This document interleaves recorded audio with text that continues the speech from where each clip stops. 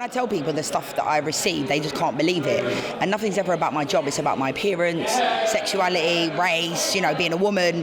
Not to beat that drum, but that's the reality. So I'm just really proud of this, genuinely. And I was the first ever English player to come out 14 years ago. I'm so proud of you. I'm going to cry like your mum now. No, please don't. But exactly, like you're trailblazing, so you take all the bullets we just spoke a lot about representation today, and like you've been that for so many people, and that's so important. Like, and you've had such an amazing career. What kind of stands out as a highlight for you from your career? I think like my career in general, winning the quadruple with Arsenal. I played in the World Cup when I was 17, won everything at Arsenal by the time I was 18. I scored 100 goals in 2 seasons at Arsenal. But I think it's the stuff you do off the pitch that really, like, this award really means. Like, the parents used to message me, from 10 years ago or so, saying that I made them understand their children, and that to me is priceless. And that's just me being who I am. So I don't even have to do anything. It's just my platform that allows me to kind of help people, and I think that's the biggest gift that I could ever receive. And I said it in my speech when I accepted this amazing award. And it's just one of those things where you're like, I'm a regular girl from South East London. I had a dream at 5 years old to be a professional footballer, and my dream has now seen me travel the world. Tomorrow I'm going to work for ESPN in Miami. So I just live a lovely, lovely life, and I've worked so hard for it. It just feels nice to because a lot of the stuff I do is very selfless, and that's fine, and you don't need a pat on the back for everything. But this type of award, I will literally hold this so close to my heart as I am now. Well, you feel recognised, and it's like you said, it's all worth it, all that horrible abuse that you get. It's like, this is what it's for, and all the amazing work, and there's messages from people that say, you've helped me understand my kids. Like you said, that's invaluable. Who for you is an LGBTQ plus hero?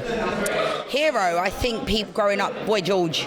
Honestly, I said that to Julian Cleary just now. Growing up, even my first concert I went to, my mum and dad took me, was Boy George, Culture Club, Belinda Carlisle and Bananarama, and I was about 7 years old, and I'm like, Mum and Dad, why are you bringing me to this? And I think in hindsight, I think it was amazing, because knowing Boy George and seeing how he is, I love to be different.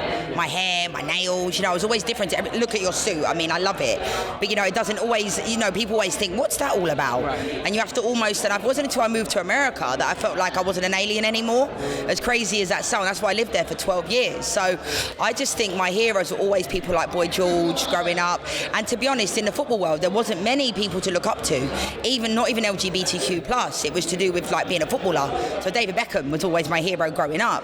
But I think, people like Ellen DeGeneres, those people that kind of were out there before everybody else. And that's something that, for me, it just felt natural and normal to be who I was. And luckily I come from a family that accept me, because not everyone's that fortunate. No. So I don't want everyone to think, we should come out. No, it doesn't work like that. I'm just very blessed that I'm from a family that allows me to be myself. And sometimes I think, what do they think? Because I had boyfriends growing up. Do you know what I mean? And I loved them. But as I've grown older, I'm 36 now, I feel like I've come into myself a little bit more in the last 10 years. And that's due to the fact that I'm allowed to be myself, whatever I do, whether that's when I played football, had green boots before everyone else did, whether that's having a mohawk, having tattoos.